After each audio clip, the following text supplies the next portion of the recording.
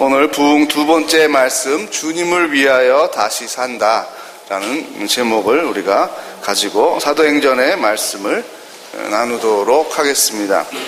부흥의 시작이 하나님을 경외하는 마음의 회복, 곧 회개에 있다라는 것을 지난주일에 말씀을 드렸습니다. 경외를 통하여 우리는 신실한 예배를, 하나님 받으시는 예배, 하나님께서 기뻐하시는 예배를 드리게 됩니다. 예배를 드린다는 것은 하나님의 가치를 갖게 된다는 것입니다. 하나님께서 소중하게 여기시는 것이 내 삶의 중심이 된다는 것입니다. 성숙하기 전까지는 이것이 늘 갈등을 겪습니다. 내가 바라는 일과 하나님의 바라는 일이 상충될 수 있습니다. 반비례 관계를 가질 수도 있겠습니다. 늘 제자 훈련을 하면서 힘들어하는 것이 그런 부분입니다. 그러나 평생 그렇게 가지 않는다는 것을 제가 그래서 말씀을 드립니다. 제자 훈련의 목적은 결국은 일치되는 점을 찾는 것인데, 그 일치됐을 때 내가 무엇을 손해보거나 억울하거나 하는 것이 아니라 더 감사하게 되고 더 기쁘게 되고 더 생명력이 넘쳐난다라는 것을 서론 시간에 이야기를 해드립니다.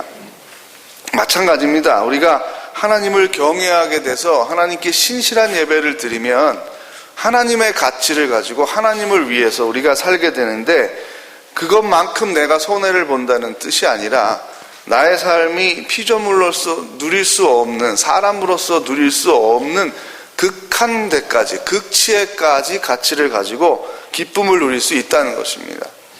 우리가 하나님과 관계없이 그저 사람으로 살면 사람으로서 누릴 수 있는, 피조물의 하나로서 누릴 수 있는 극대치가 있겠죠. 잘 먹어야 되는 것, 병에 걸리지 않는 것, 물질이 풍부해서 넉넉한 집과 자녀를 교육하고도 물려줄 수 있는 것, 소중합니다. 그것을 위해서 열심히 공부하고 직장 생활을 합니다. 그러나 우리 신앙인은 그것이 전부가 아닙니다. 그것이 소중하지만 그것을 더욱 소중하게 만드는 참된 가치가 있음을 알고 있는 것이죠. 우리의 지식을 통해서가 아니라 하나님의 지식, 하나님의 마음이 우리에게 전달이 됐습니다. 그러므로 우리는 예배자가 된 것이죠.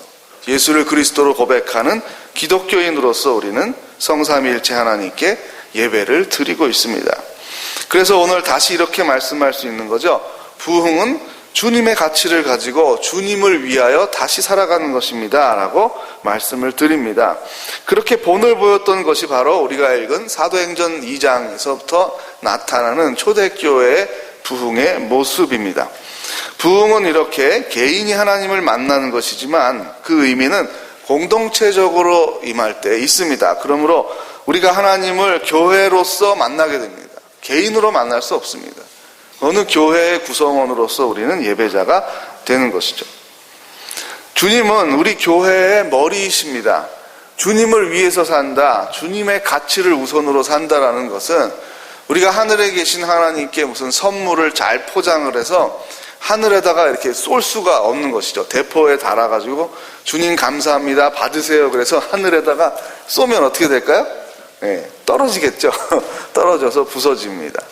어떻게 해야 될까요? 하나님께 헌신한다는 것이 주님의 몸된 교회, 주님께서 머리로 계신 교회를 더 건강하게 하고 아름답게 하고 선교사역에 쓰임받는 교회가 되도록 하는 것, 그것이 곧 주님을 위하여 사는 것입니다.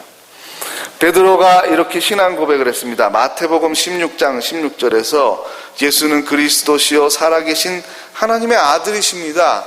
우리가 기다리던, 조상 때부터 기다리던 참 메시아가 바로 예수님이십니다 라는 신앙 고백을 했습니다. 그 신앙 고백 위에 교회를 세우셨습니다. 그래서 이것은 역사적인 전승을 통하여 우리 사도신경으로 결집이 되어 있죠. 사도신경이 우리 신앙의 선조들이 가지고 있는 신앙의 그 요약이죠. 그 핵심을 오늘도 고백하면서 사도적 교회의 정통성을 우리가 이어가면서 예배를 드리고 있습니다. 그러나 베드로도 이 말을 할 때 성령에 의해서 말한 것이지 본인이 충분히 이 말을 다 이해하고 한 것이 아닙니다. 그래서 고난이 오자, 두려움이 몰려오자, 뭔가 내가 위협을 당하거나 죽을 수도 있겠구나라는 생각을 하게 되자 3번씩이나 주님을 모른다고 하고 도망쳤습니다. 그러던 베드로가 지금 사도행전의 모습에 보면 달라졌죠. 다시 살게 됐죠. 이것이 부흥입니다. 베드로가 부흥했습니다. 예수님을 따라다니면서 기적을 보고 재밌어했고, 뭔가 내가 예수님이 천군을 데리고 와서 로마 제국을 함락시키고 어떤 그 총독 자리들을 세울 때에 내가 큰 한 자리를, 내가 어부 출신으로서 한 자리를 한다 그러면 이게 얼마나 인생 역전이죠. 인생 역전을 베드로가 꿈꿨는데, 그렇게 기대했던 주님이 무력하게 매맞으시고 십자가에 달려서 비참하게 돌아가셨습니다. 돌아가시는 과정 중에서도 두려워서 점점 도망을 가면서 뭔가 소문이 안 날까, 뭔가 극적인 역전, 십자가에서 죽기 전에 예수님이 천군을 불러서 뭔가 역전시키는 이런 것들을 기대했는지 모르겠습니다. 그러나 끝까지 그냥 그렇게 무력하게 주님이 돌아가셨습니다. 제자들에게 무슨 소망이 있습니까? 다 도망갔습니다. 이러한 12명의 제자들이 어떻게 기독교 교회를 역사에 다시 심은 그 교회가 열매를 맺을 수 있고 뿌리를 내릴 수 있겠습니까? 아무도 사람이 이것을 할 수가 없었습니다. 성령의 권능이 임해서 부활하신 그리스도의 영이 충만하게 임하면서 부흥의 역사가 일어나게 됩니다. 베드로가 자신의 힘을 의지하는 것이 아니라 주님의 영의 의지를 했을 때 3,000명이 세례를 받고 회개하는 역사가 일어나게 됩니다. 부흥은 회개와 세례의 역사입니다. 그리고 교회를 형성하게 됩니다. 교회는 예배하면서 주님의 말씀으로 성장하게 됩니다. 우리의 가치와 우리의 우선순위를 하나 둘씩 내려놓으면서, 그것이 고통스럽지만 그 훈련 과정을 넘어서게 되면은 일치가 되는 기쁨, 거기서부터는 오히려 그 전에 내가 좋았던 것, 기뻤던 것, 쾌감을 느꼈던 것보다 새로운 차원의 더 강도 높은, 더 질적으로 다른 삶으로 가게 된다는 것입니다. 그것이 부흥입니다. 하나님의 가치를 알게 되는 것입니다. 부흥하는 교회마다 신실한 예배를 기본으로 해서 소그룹 공동체 운동을 하고 있습니다. 구역이 튼튼합니다. 모이기에 힘씁니다. 젊은이들은 소그룹 운동 혹은 셀 운동을 하면서 시간을 내서 또 모이고 교제를 합니다. 많은 젊은이들을 제가 가르치면서 소그룹에 안 나오는 젊은이들에게 나오라고 이야기를 하면 대개 이렇게 이해를 해서 안 나오고 있었습니다. 그 성경 공부하는 시간인데 내가 바쁘니까 다음에 내가 몰아서 성경을 한번 통독해가지고 싹 정리해가지고 그렇게 하면 되지, 바빠서 좀 못 나갑니다. 되게 그렇게 생각을 해. 한꺼번에 이걸 총정리해서 알 수 있는 게 아닙니다. 삶이라는 건요, 그때의 나이에, 초등학생의 나이에, 청소년의 나이에, 청년의 나이에, 청장년의 나이에, 중년의 나이에, 노년의 나이에 필요한 하나님을 계속 만나면서 우리가 성숙해가는 거죠. 그걸 한꺼번에 성경의 요점은 예수 믿고 천당 가는 거다, 이 한 문장이죠. 이걸 안다 그래서 기독교를 알게 되는 것이 아닙니다. 이 한마디로 우리가 성숙하게 되는 것이 아닙니다. 더 들어야 되고, 더 읽어야 되고, 묵상해야 되고, 모이고 나눠야 됩니다. 한 번에 설명할 수가 없다, 이렇게 얘기를 합니다. 나와라. 나오면서 내가 틈틈이 설명을 할 텐데, 청년회 때 만약에 10년 동안 예배만 드리고 소그룹에 참여를 안 했으면 그거는 반쪽, 더 정확히 말하면 반쪽도 안 되는 신앙생활을 하게 된 것이다. 왜냐하면 나의 하나님을 내가 자꾸 만들어갑니다. 다른 하나님을 몰라요. 성경 공부만 하는 게 아닙니다. 모인다라는 것은요, 교제한다라는 것은요, 식사만 한다는 뜻이 아닙니다. 내가 경험하지 못한 하나님을 알게 하나님이 도우시는 겁니다. 우리는 피조물입니다. 내가 어떻게 하나님을, 전능하신 하나님을 전부 다 내가 담아내겠습니까? 내가 경험한 하나님이 어떻게 하나님의 전부겠습니까? 불가능한 것입니다. 내가 이 문제로 이렇게 씨름해서 이렇게 접근할 때 또 다른 성도님은 그것을 이렇게 다르게 접근할 수 있습니다. 그 다양한 하나님을 우리가 공동체적으로 경험하는 겁니다. 그래서 간증도 중요합니다. 기도 제목을 나누는 것도 중요합니다. 그런 가운데 내가 보완이 되는 겁니다. 한쪽으로 편협하게 하나님은 말이야 이런 거야, 신앙생활은 말이야 이런 거야 하고 내가 수십 년 동안 나만의 독선적인 그림을 그려갈 수 있습니다. 같이 그리는 겁니다. 신앙생활은 공동체적으로 함께 그림을 그려가는 것입니다. 그러므로 교회의 수준 이상으로 나 혼자 성장할 수 없습니다. 우리나라는 대한민국입니다. 대한민국의 시민입니다. 시민의 삶에 편차가 있습니다. 그러나 대한민국 시민인 것을 벗을 수 없습니다. 축구할 때 보면 완연히 드러나죠. 학력의 차이, 재산의 차이, 지방의 차이가 다 없어지죠. 우리나라를 응원하게 되죠. 똑같습니다. 교회의 편차가 있습니다. 또 교회 안에 편차가 있습니다. 그러나 그거 중요하지 않습니다. 우리가 교회원이라는 게 중요합니다. 성강교회에 몸을 이루고 있는 구성원들이라는 것이 중요합니다. 그러면 그 교회가 하나님 나에게 그 교회를 통하여 말씀하십니다. 그 교회의 예배를 통하여, 그 교회의 교제를 통하여 나에게 말씀하십니다. 그 이상으로 내가 성장할 수 없습니다. 그러므로 너무나 중요한 겁니다. 교회가 더 건강해지고 하나님께 쓰임받으며 더 가치 있고 아름다워지는 것은 내 인생의 가장 중요한 일이다 해도 과언이 아닙니다. 그걸 만들어가는 겁니다. 내가 예배 분위기를 만들어가는 것이고, 기도의 풍성한 분위기를 만들어가는 것이고, 화목한 분위기를 만들어가는 것이고요, 복음 증거하는 봉사와 선교 능력에 내가 앞장서는 겁니다. 그래서 서로 힘을 더해줍니다. 점점점 같이 힘을 냅니다. 그런 가운데 초대교회가 3,000명이 변화되는, 회개하는 역사를 이루어냈습니다. 그 복음이 어디에까지 온 것입니까? 2000년의 시간과 공간을 넘어서 조선의 땅에 들어온 것입니다. 한국의 장로교회가 들어와서 우리는 장로교회에 소속한 교회입니다. 전 세계의 장로교회가 있습니다. 그 가운데 우리는 한국의 장로교회에 소속한 교회의 성도들이죠. 또 장로교회가 여러 우리나라의 교파가 있습니다. 우리는 예장 통합교단의 교회입니다. 교회마다 또 우리 전국 교회가 노회를 나누었죠. 우리는 평양노회입니다. 알고 계시죠? 네, 평양노회에 속한 성강교회고 소재는 원효로에 있습니다.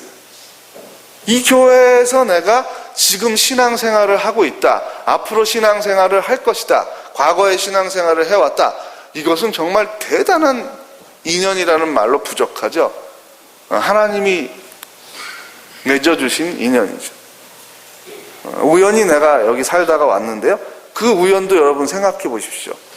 100년 전의 삶이 있었고 200년 전의 삶이 있었습니다. 여러분, 200년 전에 여러분이 태어났으면 지금 우리가 같이 예배 드릴 수 있습니까? 용산에 사셨어도 요 바로 앞집에 사셨어도 없는 거죠. 그때는 교회가. 시간이 중요합니다. 어느 시간에 내가 어느 시대에 태어났는가 여러분이 결정하셨습니까? 어느 시대에 태어나는 거? 어느 민족에게 내가 태어나야 되겠다 여러분 결정하셨습니까? 아니면 뭔가 바램을 얘기했습니까? 임신이 되기 전에 간절히 기도했습니까? 아무도 그런 바램을 가질 수가 없죠. 생명이 아니었으니까. 이 시대에 지금 우리가 여기서 신앙생활을 하고 있다는 것은 우리의 의지의 결단이 아닙니다. 하나님께서 이것은 맺어줘야 가능한 일입니다. 여러분, 같은 시대에 태어났어도 여러분 옆 나라 일본에 태어났으면 신앙생활할 가능성이 있습니까? 1%도 안 됩니다. 1%도. 젊은이들이 여러분들이 북한에 태어났으면 신앙생활하기가 가능했을까요? 1%도 안 됩니다. 내가 선택한 것이 아닙니다. 하나님이 은혜를 주셔서 교회의 몸을 이루게 하셨고, 이 교회 안에서 하나님 우리의 예배를 받으시고 우리에게 말씀하십니다. 그 하나님은 무한하십니다. 계속해서 우리에게 말씀하시고 우리의 지평을 넓게 하여 주시며 많은 사람을, 아니 오늘 우리가 읽은 말씀대로 모든 사람을, 아무리 멀리 있어도 그 사람도 하나님은 포용할 수 있다. 유대인들은 못하죠, 포용을. 예루살렘을 벗어나면 하나님이 임재하지 않는다고 생각했어요. 성전이 여기에 있으니까 하나님은 여기에 있다. 그래서 이방 사람들은 복음을 알 수도 없고 율법을 알 수도 없고 전할 필요도 없다고 생각을 했죠. 사도행전 읽으시면서 전율을 느낄 때가 그겁니다. 모든 먼 데 있는 사람, 베드로가 그 말을 할 때 대한민국을 알았겠습니까? 성광교회를 알았겠습니까? 그 모든 먼 데가 어디예요? 여기에요, 여기. 그렇게 먼 곳. 조선의 땅에, 한국에, 대한민국에, 우리에게 모든 먼 데 있는 사람을 부르신 거예요. 그 부르신 것이 바로 부흥의 역사입니다. 사울도 자기가 알고 있는, 유대인들이 알고 있었던 하나님으로 하나님을 제안하고 가두었을 때 전 우주의 하나님, 모든 민족의 하나님을 알지 못했습니다. 그래서 예수를 그리스도로 고백하는 사람들을 돌로 쳐 죽여야 되겠다라고 생각을 했죠. 그런 종교적인 열심을 가지고 있었습니다. 사울이 다메섹으로 또 올라갑니다. 예수쟁이들을 내가 죽여야 되겠다 하고 돌을 들어 치려고 올라갔습니다. 그럴 때 부활하신 그리스도의 영이 충만하게 역사했습니다. 사울아, 사울아, 내가 핍박하는 예수다. 뭔가 느낌과 소리, 이건 소리도 아니고 느낌도 아니고 헛것을 본 것도 아니고 내 몸과 마음이 전율을 느끼면서 하나님의 임재를 경험하게 되면 충격을 받아서 쓰러집니다. 하나님의 임재가 전적으로 100%가 다 될 수가 없는 거죠. 되면 우리의 심장의 이 구조가 그것을 감당하지 못해서 죽는 겁니다. 터집니다. 부분적으로만 현현을 하시고 성령 하나님이 운행을 하시는 그 기운 가운데서도 지금도 수많은 사람들이 기절을 해서 못 일어납니다. 한 선교사님이 그러더라고요.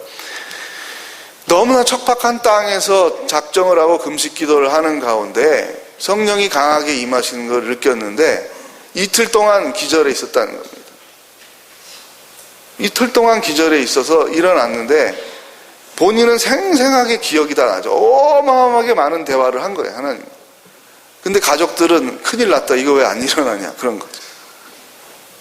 그 체험을 얘기를 하더라고요. 그리고 나서 엄청난 변화가 일어나는 이야기들을 간증을 들었습니다.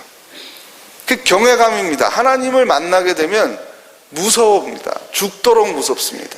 그것이 경외감이에요. 사울이 밥을 먹을 수 있겠어요? 하나님을 만나고? 앞이 보이겠습니까? 안 보입니다. 충격으로 눈도 보이지 않습니다. 밥도 먹고 싶지 않아요. 소화도 안 돼요. 그렇겠죠. 여러분, 우리가 어떤 일을 하다가 하나님이 부르시면은 잠깐만요, 지금 제가 뭐 숙제하는 중이거든요. 지금 제가 컵라면 먹는 중이거든요. 그렇게 하시겠어요? 정말로 하나님의 정말로 새로운 체험을 내가 하면서 이것은 사람이 부른 거는 아닌데 분명히 실체가 있다 라고 느꼈을 때 우리에게 드는 마음은 경외감입니다. 두려움입니다. 그 가운데 제자들이 공생의 3년 동안 주고받으면서 경험했던 것보다 훨씬 많은 것을 하나님께서 사도 바울에게 직접 주셨습니다. 놀라운 일이죠. 그리고 나서 바울은 세계 선교의 초석을 쌓는 부흥의 역사의 또 다른 주인공으로 나타나게 됩니다. 베드로를 비롯한 공생애를 함께했던 제자들과 사도 바울을 비롯한 예수님을 직접 체험하지 못한 사람들도 이제는 그리스도의 영으로 충만하게 되어 교회의 역사에, 부흥의 역사에 참여하게 된다. 두 축을 이루게 되는 겁니다. 왜냐하면 앞으로 수없이 많은 사람들은 역사의 예수, 몸을 입으셨던 예수 그리스도를 만나지 않고 영으로서 만나면서 민족과 민족의 장벽을 넘어서 계속해서 부흥의 역사가 일어날 것이기 때문입니다. 그래서 하나님은 극적인 방법으로 사울의 종교적인 열심을 변화시켜서 사도 바울로 바꾸셨습니다. 이런 일이 잘 안 일어납니다. 아주 특이한 경우입니다. 절대절명의 위기 가운데서 하나님이 이렇게 사울을 부흥시킴으로 초대 교회의, 이방을 향한 교회의 초석을 이루게 된 것입니다. 부흥의 구체적인 시간과 공간은 지금 내가 속한 성광교회입니다. 모이기에 힘써야 합니다. 이제 대신방을 마쳤는데요. 구역별로 대신방을 하고 감사하면서 아쉬운 게 또 두 가지가 있었습니다. 그 무엇인가 하면 첫째는 구역 예배를 드리기가 너무 힘든 여건이 됐다는 겁니다. 낮에 이제 직장에 다니는 분들이 많아지니까 과거처럼 구역 예배를 드리기가 어렵죠. 또 우리 여성들도 직장 생활들을 많이 하니까 집에 있는 분들이 없다는 겁니다. 또 나이가 너무 드신 분들은 몸이 불편해서 이동하고 집을 찾아가기가 또 힘들다는 겁니다. 그래서 구역 예배를 못 드린다는 구역이 대부분이었습니다. 그래서 제가 생각한 것이, 그리고 부탁을 드린 것이, 주일에 그러면 우리가 예배 시간에 다 만나니까 식탁의 교제를 하시고 찬양 예배 드리기 그 전에 모이든지 아니면 그 전에 여러 여건으로 안 되면 좀 더 열심을 내서 찬양 예배도 다 같이 드리고 그 다음에 구역별로 좀 모여서 매주 하기가 힘들면 한 달에 한 번씩이라도 시작을 하고, 그게 잘 되면 또 격주로 하고, 그래서 그게 좋으면 매주로 좀 하면 좋겠습니다. 이 말씀을 계속 드립니다. 모여야 됩니다.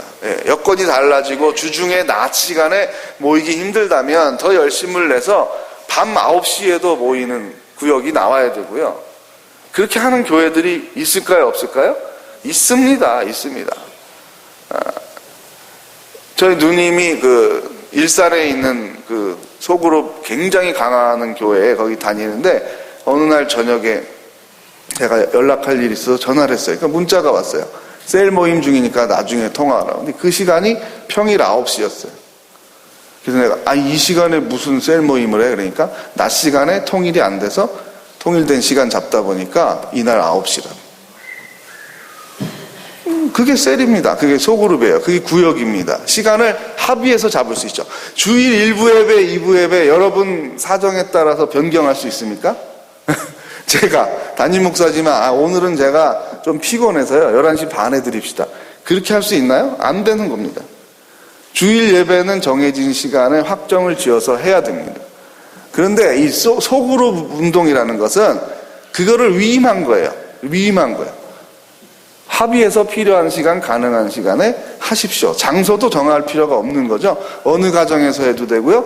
교회에서 해도 되고요. 어디 야외에서 해도 되고요. 그렇게 하는 겁니다. 모이는 게 좋은 겁니다. 그래서 어떻게 살았어요? 주일날 우리가 다 교제할 수가 없으니까. 또 기도한 것을 기도 제목을 나누고 실제로 기도도 하는 거죠. 실제로 기도를 해야 관심이 생기죠. 아무개 집사님 내가 이거 기도했는데 어떻게 됐어요? 그 다음 얘기가 이어지는 겁니다. 실제로 기도해야 다시 질문을 할 수가 있게 되겠죠. 부흥의 구체적인 시공간은 지금 내가 속해 있는 성광교회입니다. 성광교회의 성장과 부흥, 화목함 없이 내가 영적인 성장과 부흥을 이룰 수 없습니다. 그러기 위해서 내가 성광교회에 헌신하는 삶을 살아야 되겠다. 뭐가 좋을까? 어떻게 하면 교회가 더 좋을까? 어떻게 하면 하나님이 더 기뻐하실까라는 것으로 자꾸 가치가 바뀌는 거예요. 내가 불편하고 내가 싫고 내가 힘든 것은 자꾸 작아지고 내려놓고 전체 교회가 좋아지는 방향은 뭘까? 전체 교회가 화목해지는 방향은 뭘까? 더 힘을 내서 우리가 전도할 수 있는 것은 뭘까? 라는 질문이 계속 나오게 되면서 성령께서 지혜를 주십니다. 미국의 사회학자 토니 캠플러가 이제 삶을 정리하는 노인들에게 질문을 했습니다. 아주 중요한 질문을 했습니다. 삶을 사시고 느낌이 어떻습니까? 또 후회는 없습니까?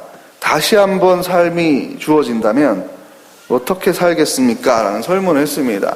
가장 많이 나온 대답이 무엇인가 하면 나는 인생을 너무 많이 낭비했어요. 너무나 많은 산만한 관심에 부서졌어요. 좀 더 인생을 가치 있게 진지하게 집중해서 살고 싶습니다. 이것이 1등으로 나왔다고 합니다. 두 번째 많이 나온 것은 뭐냐면 내가 이 땅에서 이거를 30년 동안 40년 동안 열심히 했는데 이걸로 끝나는 것이 아니라 무언가 누가 이걸 가치를 느끼고 내가 하는 일을 이어가면 좋겠습니다. 이게 무슨 말인가 하면 내가 어떤 일을 하면서 인생의 목적을 두고 살았는데 그것이 전체 인류 중에서 그냥 나만 한 거예요. 나 혼자 하다가 그냥 끝나버린 거예요. 그 허무하다는 거죠. 내가 피조물이고 인생에 한계가 있다는 걸 알잖아요. 수명에 한계가 있다는 걸 알잖아요. 이거를 계속 역사가 이어지는 가운데 가치를 느끼고 다른 사람들도 이 운동에 참여하는 삶을 살면 좋겠습니다. 이 두 가지 대답을 했습니다. 사회학의 설문이니까 하나님이 들어가 있지 않죠. 그러나 이 글을 읽으면서 제가 깜짝 놀랐습니다. 우리가 교회로서 성도로서 살아가는 것은 바로 이 두 가지 후회에 대한 답을 가지고 살아가는 것입니다. 부흥이 무엇입니까? 좀 더 가치 있게 다시 사는 것입니다. 그런데 이 질문은 뭐예요? 이미 절망이죠. 다시 살 수 없는 질문을 하는 거잖아요. 이미 죽게 된 사람들에게 인생을 정리해보고 다시 태어난다면, 다시 20살로 돌아간다면, 다시 30살로 돌아간다면인데 이거는 뭐예요? 불가능하죠.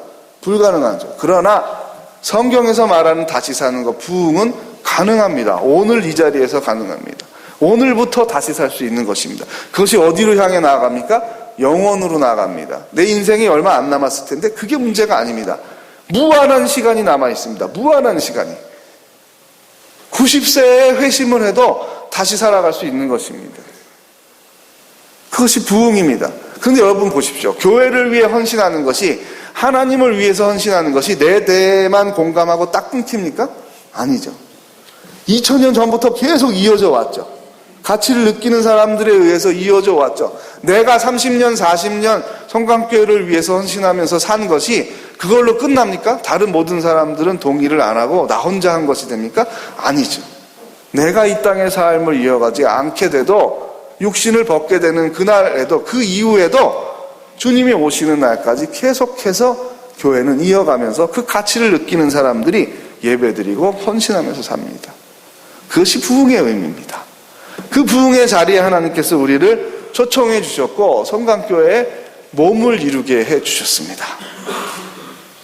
그것이 얼마나 감사한 일인지, 얼마나 복된 일인지요.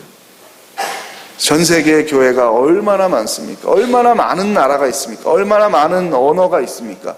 그 가운데 우리를 같은 민족, 같은 언어, 같은 지역에 사는 사람들로 묶어서 같은 시대에 한 교회에 몸을 이루고 있다는 것은 정말 10번을 강조해도 지나치지가 않은 소중한 인연들입니다. 하나님은 우리가 우리의 하나님을 만나 성강교회 부흥의 주역들이 되기를 바라고 계십니다. 이제 말씀을 맺겠습니다. 부흥회를 앞두고 있는 우리 교회가 하나님 앞에 다시 사는데 무엇을 위해 다시 살 것인가 라는 그 가치를 심어주기를 원하십니다. 성경 말씀 하나를 읽어드리겠습니다. 바울이 대답하되 너희가 어찌하여 울어 내 마음을 상하게 하느냐? 나는 주 예수의 이름을 위하여 결박받을 뿐 아니라 예루살렘에서 죽을 것도 각오하였노라. 사도행전 21장 13절의 말씀입니다.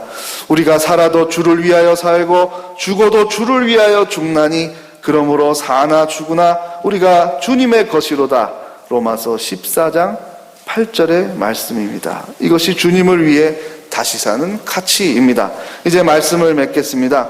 하나님은 우리 성강교회 성도들이 하나님을 인격적으로 만나 더욱 친밀해지기를 원하십니다.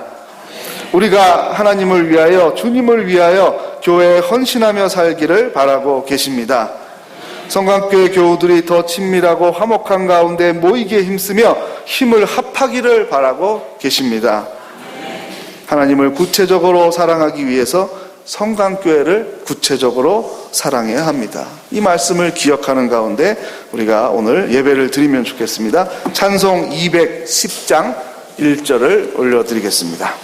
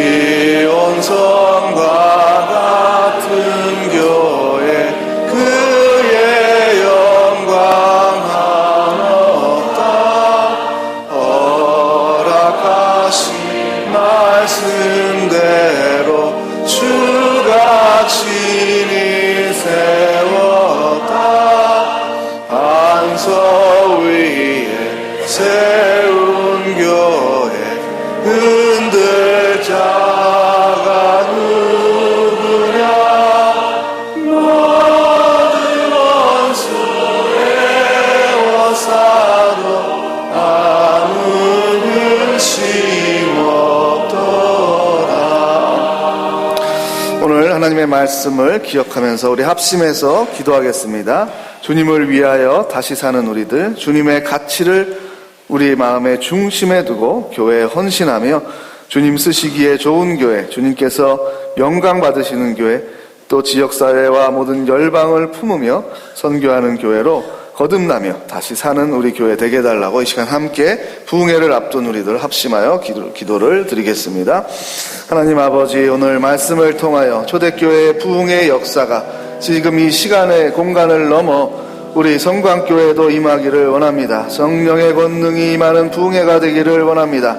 주님을 위하여 다시 살며 교회를 위하여 다시 살며 교회에 헌신하는 우리들이 되기를 원합니다. 서로 더 친밀해지며 힘을 합하여 교회의 부흥을 위하여 애쓰는 우리들 되기를 원합니다. 하나님을 인격적으로 만나 경외심을 회복하며 더욱더 하나님 받으시는 신실한 예배를 드리는 우리들이 되기를 원합니다.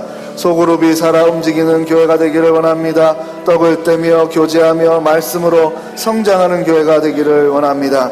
하나님께서 우리들이 성강교회를 더 사랑하며 더 헌신하기를 바라고 계심을 오늘의 예배를 통하여 알게 하여 주시고, 우리의 마음이 움직이며 입술이 변화되며 손과 발이 변화되며 하나님 뜻에 순종하는 우리들 되기를 원합니다. 주여, 우리를 변화시켜 주시고 우리를 힘을 주시고 우리에게 사랑의 풍성한 은혜를 내려 주시옵소서.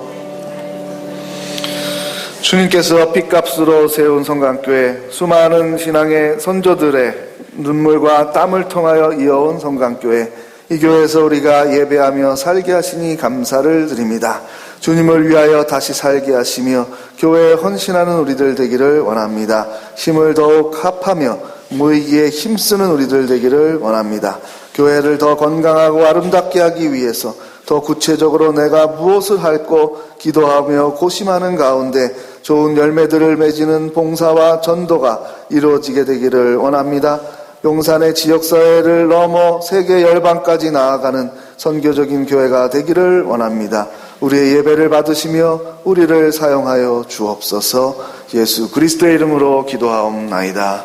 아멘.